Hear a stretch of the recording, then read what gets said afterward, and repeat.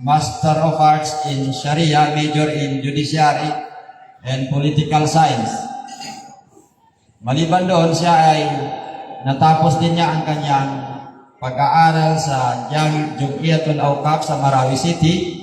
Nakapag-aral din siya sa Jamiat Mu'tah sa Jordan.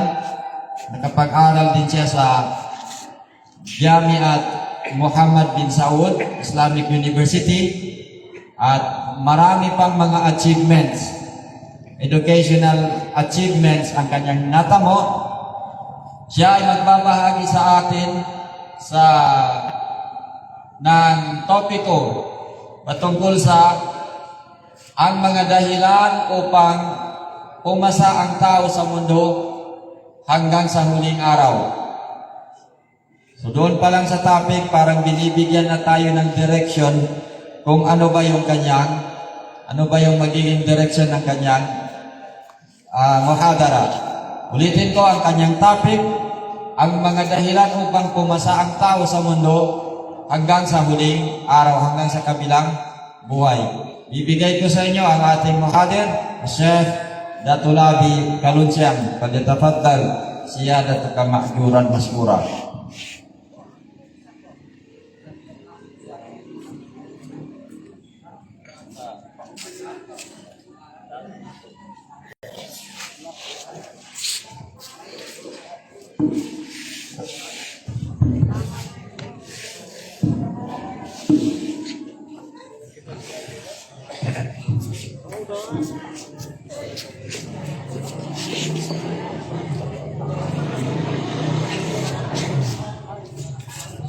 Bismillahirrahmanirrahim.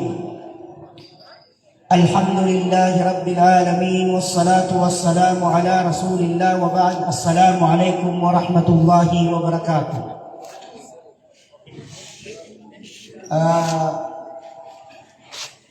Pagkatapos natin pasalamatan si Allah subhanahu wa ta'ala at magbigay pugay sa mahal na propeta Muhammad sallallahu alaihi wasallam, nagpapasalamat po kami una sa lahat ng mga committee na nagtaguyod upang mairaos ang isang napakahalagang event na ito. At lahat ng mga tao na may contribution involved sa pagtitipon na ito, yung nag-sponsor, at syempre yung si Ustad na tinanggap tayo sa mainit na pagtanggap sa kanilang lugar. Wala po kaming alam na isusukli sa inyo maliban lang na dua na sana'y igawad sa atin lahat ni Allah subhanahu wa ta'ala ang gantimpala ng mga taong nagsusumikap upang mapalaganap ang relihiyong Islam.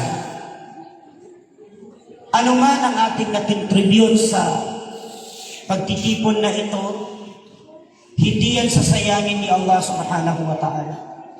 Kailanman ay hindi yan mawawala ng saysay.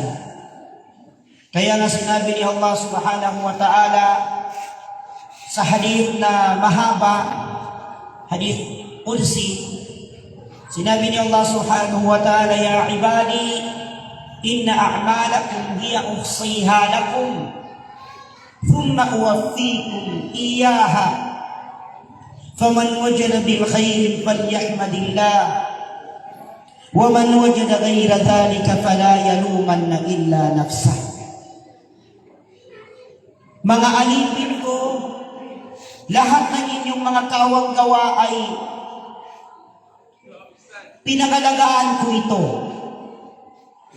Nakatala ang bawat kasulatan ng talaan ng inyong mga gawa. Mabuti man yan o masama. Dahil ang layunin ko, thumma uwaffikum iyaha. Pagkatapos ng araw na ito, pagharap kayo sa akin, ibabalik ko ang tutumbasan ko ang bawat gawa ninyo. So dalawa lang. Faman wajada bil khairin falyahmadillah. Sino man ang kanyang matatamo sa araw na yon ay maganda, sukurihin niya si Allah subhanahu wa ta'ala. Wa man wajada ghayra dhalik fala yalumanna illa nafsah. Sino man ang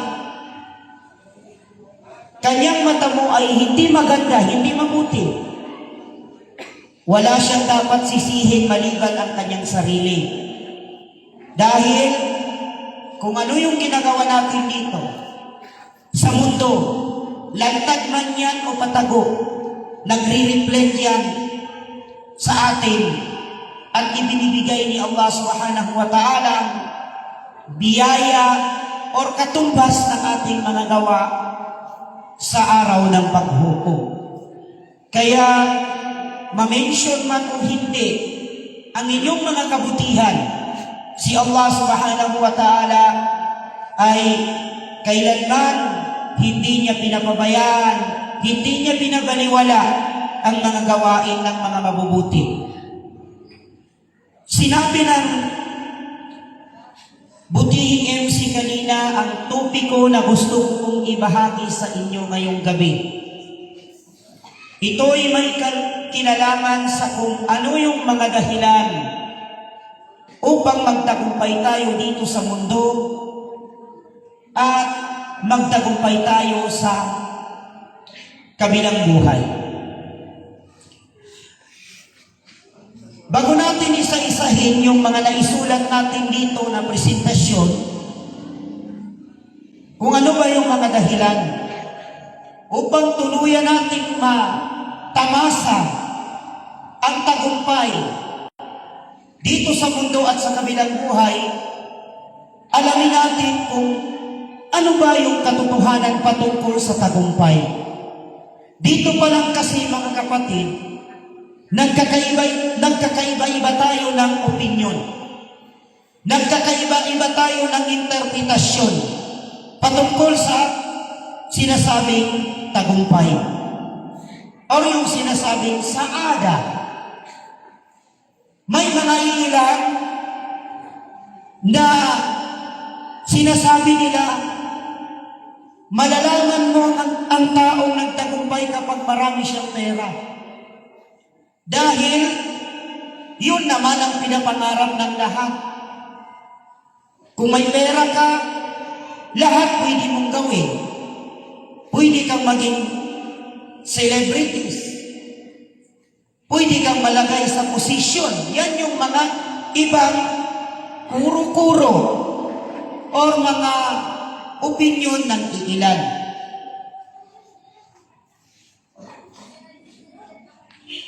Meron din naman mga tao na dito daw sa mundo, pag nagtagumpay ka, pag nakuha mo yung iyong pangarap. Halimbawa, gusto mong maging engineer, gusto mong maging abogado, gusto mong maging doktor, gusto mong maging alim, yun, nagtagumpay ka. Meron din namang iilan na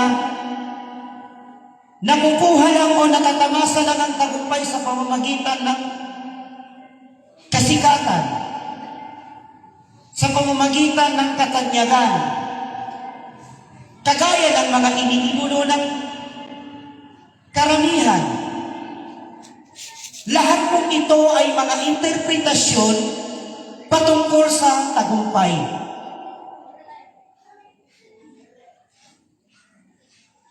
Kapag ilarawan natin kung ano ba talaga ang katotohanan patungkol sa tagumpay dito sa mundo,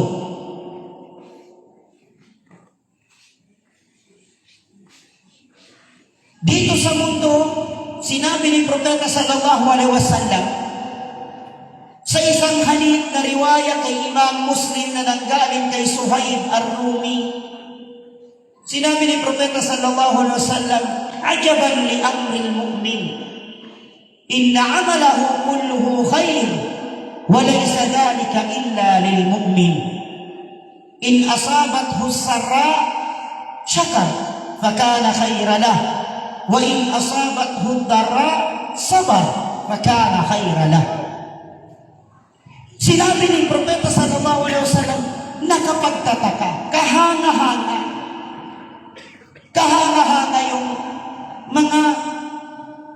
yung isang mananampalataya sa Allah subhanahu wa ta'ala. Bakit? Dahil lahat ng mangyari sa kanyang buhay, puros magaganda. Kapag may dumating sa kanya na biyaya, magpasalamat siya. Kapag may dumating sa kanya na pagsubok, kapag sinubok ang kanyang katatagan ng hagupit ng mapait na kapalaran, nagtitimpi siya, nagtitiis, nagpapakasakit, na para bang hindi mo mababanahan sa kanyang mukha na ang tumama sa kanyang masakit na kapalaran, masaklap na kapalaran, ay para bang nagko-complain siya, magsasabar siya. Fakana khayran lah, dahil yun ang yun ang mas mabuti para sa kanya. So, sabi ni Propeta sallallahu alaihi wasallam, ang ganitong katangian ng sino mang nilalang na may pananampalataya, hindi mo ito matatagpuan, hindi mo ito makikita maliban lang sa mga mukmin. So, kapag ating susuriin ang hadith na ito, ang totoong nagtagumpay dito sa mundo ay yaong lahat ng mangyari sa kanya ay kaya niyang tanggapin. Lahat ng dumating sa kanyang buhay ay kaya niyang panindigan at kaya niya maging matatag siya. Maging matatag siya sa anumang sakuna. Para bang walang bagay na bubuwal sa kanyang determinasyon. So yun, kung itong hadith na ito ang ating pagbabasihan, ito yung totoong ng tagumpay. Yung lahat ng kanyang marating, lahat ng kanyang pagsubok ay matatanggap ng kanyang puso.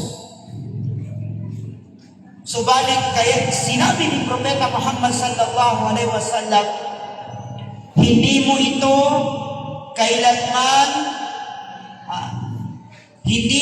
kailanman matatamasa maliban lang na ikaw ay may malakas na ugnayan, pananampalataya sa Allah subhanahu wa ta'ala. Walaysa dhalika illa lil mu'min. Kaya napakahirap. Dito pa lang sa mundo napakahirap. No?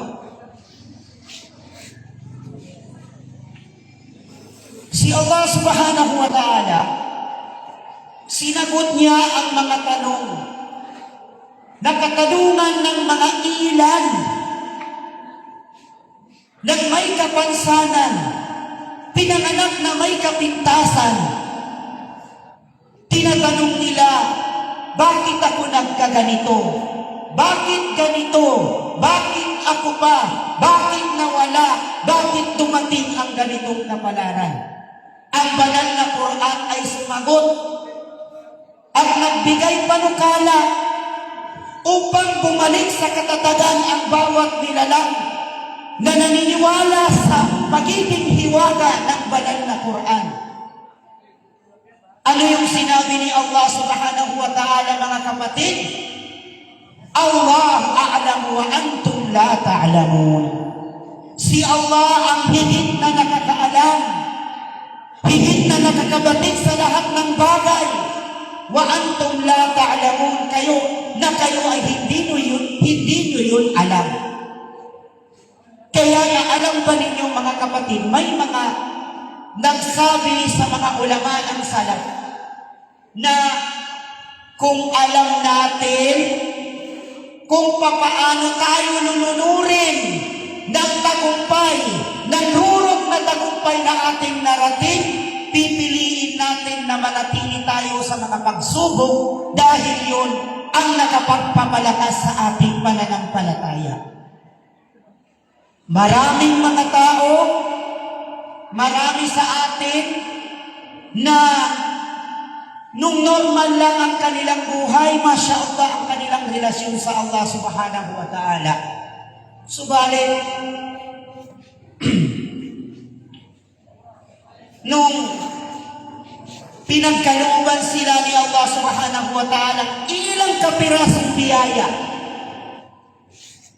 anong nangyari sa kanila? Nakalimot sila. Nakalimot sila.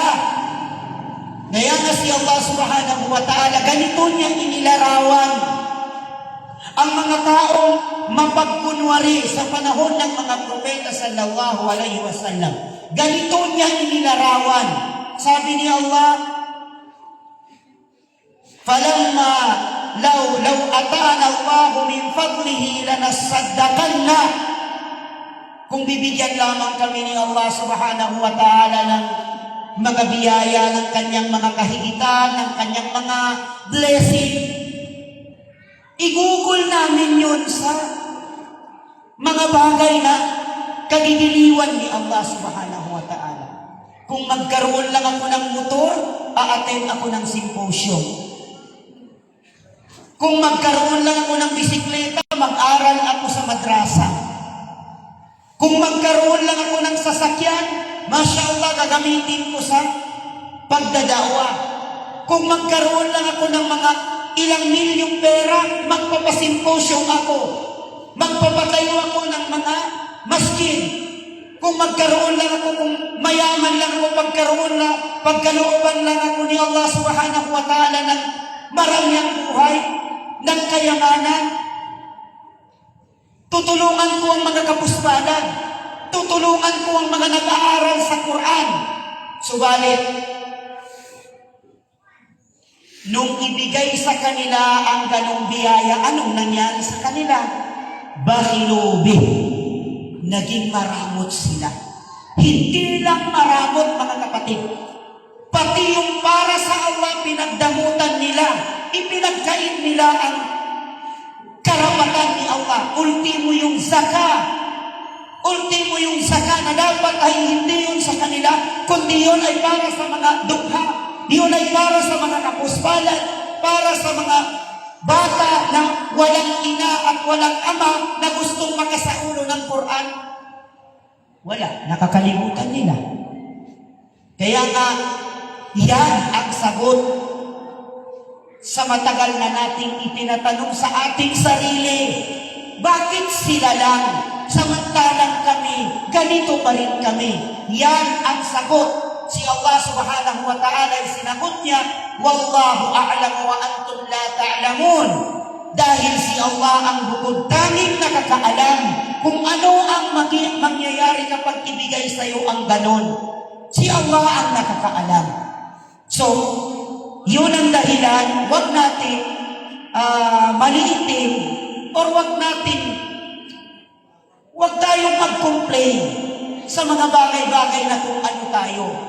Ang sa atin lang ay magsumikap dahil hindi natin nakikita kung ano yung kadar. So, ito yung totoong nagtagumpay dito sa mundo. Sinabi ni Allah subhanahu wa ta'ala sa banal na Quran, Man amila amalan saliha min dhakarin aw untha wa huwa mu'min falanuhyiyannahu hayatan tayyiba. Sino man sa inyo ang gumawa ng mga mabubuting gawa, lalaki man o babae sa inyo,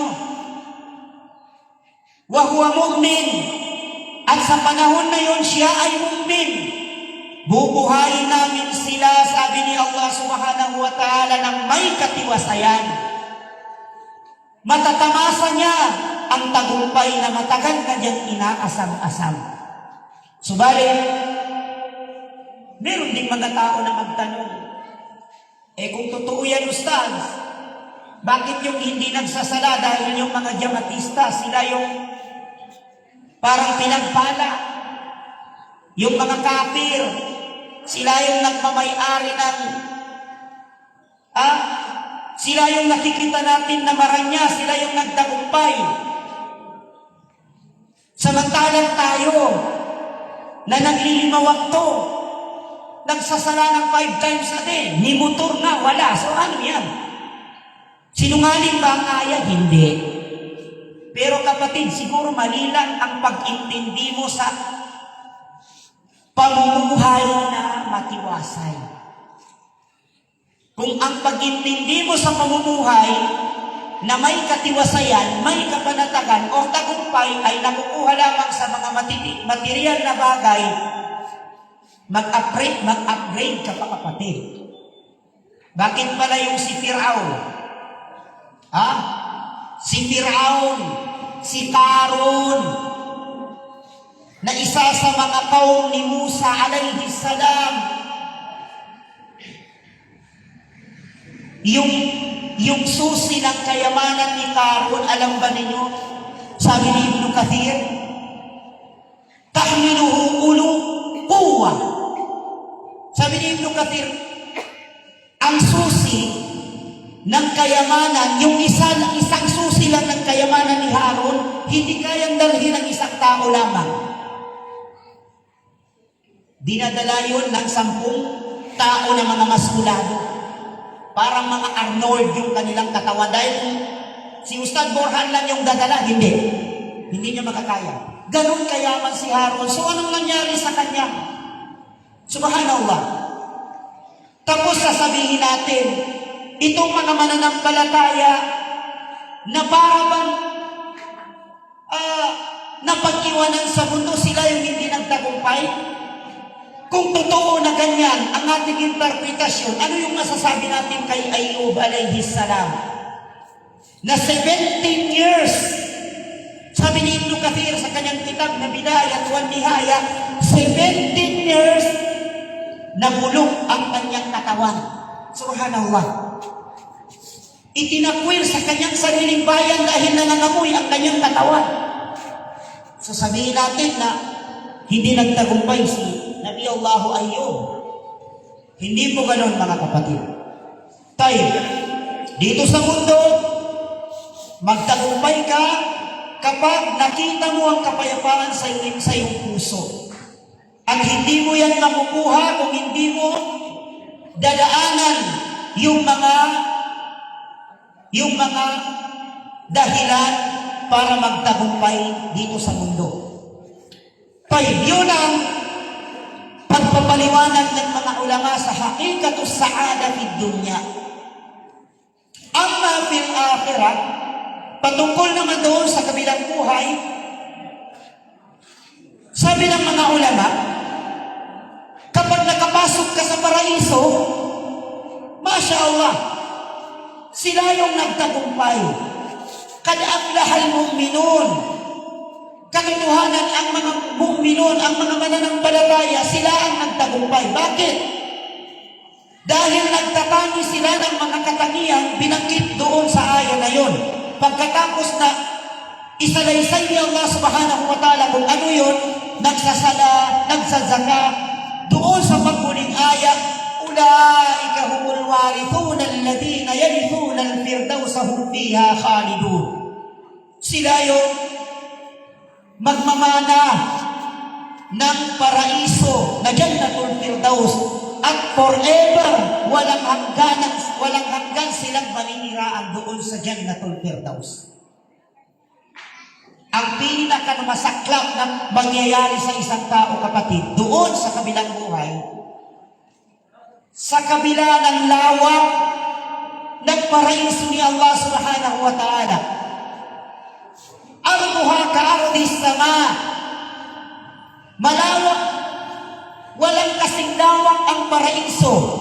Subalit, pagdating natin doon or pagdating mo doon sa araw ng paghukom, ni isang balad na lote, wala kang area na nakuha doon sa paraiso. Yun ang pinakamasaklap na kapalaran.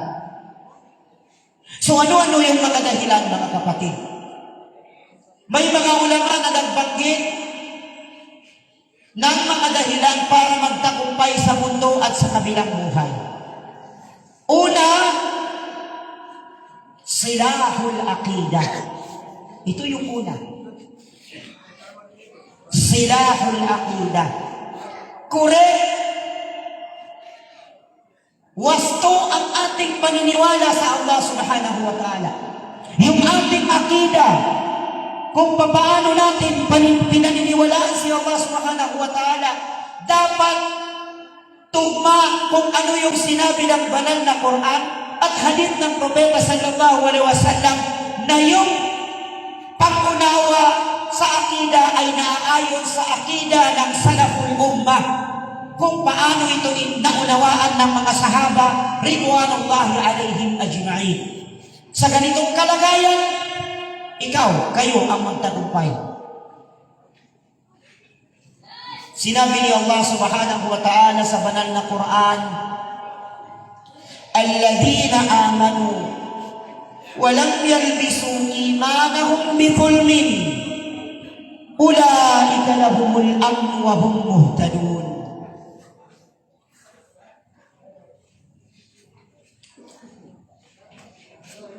Silang mga tao, sabi ni Allah subhanahu wa ta'ala, na naniwala sa Allah subhanahu wa ta'ala. Yun yung sinasabing akida. Walang yalbisu imanahum bidhulm. Hindi nila hinaluan ang kanilang paniniwala sa Allah subhanahu wa ta'ala ng dhulm.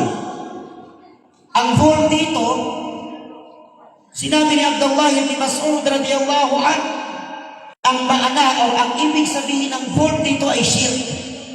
Ibig sabihin, naniwala sila sa Allah subhanahu wa ta'ala na pure, dalisay ang kanilang paniniwala sa Allah subhanahu wa ta'ala. Walang halong shirk, walang halong pagtatambal sa Allah. Dahil ang dhulm dito ay bimana as-shirk. Kagaya ng sinabi ni Allah subhanahu wa ta'ala, inna shirka la dhulmun azim. Ang pagtatambal sa kay Allah subhanahu wa ta'ala ay yan ang pinakamalaking dhulm. So kapag ikaw naniwala sa Allah subhanahu wa ta'ala at walang halong shirk, ano yung ibibigay ni Allah subhanahu wa ta'ala? Ulaika lahumul amn. Ayun na, sila yung mga taong panatang, nakuha nila ang tagumpay, kapanatagan, seguridad, lahat pinagkaloob sa kanila. Sinabi ng mga ulama ng tafsir nung ipaliwanag nila ang aya na ito, sabi nila, ulaika lahumul amn. Al-amnu fid dunya fi jami'il adha. Lahat ng mga makakaistorbo sa kanila ay magiging panatag sila. Alisin sila ni Allah subhanahu wa ta'ala sa lahat ng pinangangambahan nila dito sa mundo, sa panahon na sila ay nabubuhay dito. At doon sa yawmul qiyamah ay makakapasok sila, magiging aman sila, magiging ligtas sila sa mga masakit na kaparusaan ni Allah subhanahu wa ta'ala. Wa hum muhtadun. Sila ay magagabayan dito sa mundo. Gabayan sila ni Allah subhanahu wa ta'ala dito sa mundo at hindi na sila maliligaw. Al-muhtaduna ila tariqil tariqil usuli ila al-jannah, at ituturo gabayan din sila ni Allah sa daan patungo sa paraiso ni Allah subhanahu wa ta'ala. So unang dahilan, kung gusto mong magtagumpay, paigtingin mo ang iyong ugnayan sa Allah subhanahu wa ta'ala.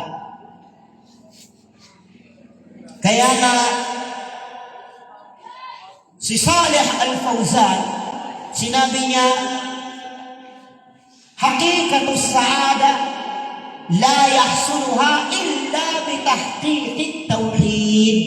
Yan yung sabi ni Dr. Salih Fawzan hafizahullah. Sinabi niya na Kailanman ay hindi mo matatamo ang totoong kapanatagan, tagumpay dito sa mundo, maliban lang sa pagkamit ng tamang akida, tamang doktrina, at malakas na ugnayan sa Allah subhanahu wa ta'ala. Sino yung makikita mong nagsasabar? Hindi ba ang mga mu'minun? Alladhina idha asabathum musibatun qalu inna lillahi wa inna ilayhi raji'un. Sino ang mga tao na yun na kapag dumating sa kanila ang anumang klaseng pagsubok, sasabihin nila, inna lillahi wa inna ilayhi raji'un. Hindi ba ang mga mu'minun? Sino naman ang mga taong nagkaroon lang ng problema, konting problema lang sa kanilang mag-asawa o sa pamilya nila, nagpo-post kaagad, nag-emote, naglagay pa ng mga caption? Hindi ba makikita mo yan sa mga taong weak ang kanilang pananampalataya? Yun po mga kapatid, kung gusto nating matamasa ang tagumpay, makukuha natin yan sa pagpapalakas ng iman, ugnayan sa Allah subhanahu wa ta'ala. Pangalawang dahilan na binanggit ng mga ulama na binasi nila sa Quran ay ang pakikinig ng mga mabubuting salita at pagsasagawa kung ano yung narinig. Kagaya ng ginagawa natin ngayon. Alladhina yastami'una al-qawla fayattabi'una ahsana.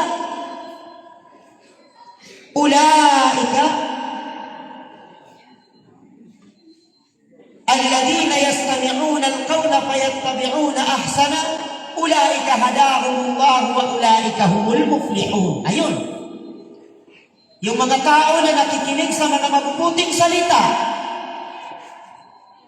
nakikinig sa mga mabubuting salita, at isinasagawa nila kung ano yung narinig nila. Pero kung ano yung narinig mo lang, tapos hindi mo yun isinasagawa, hindi ka bilang dito sa ayat. No? Itong mga tao na ito, nakikinig sila ng mga mabubuting salita ni Allah subhanahu wa ta'ala, ang banal na Quran, ang hadith, fayattabi'una ahsana, at sinunod nila ang narinig nila. Kung ipinag-utos, ginawa nila. Kung haram, pinigilan nila. Sila yung mga taong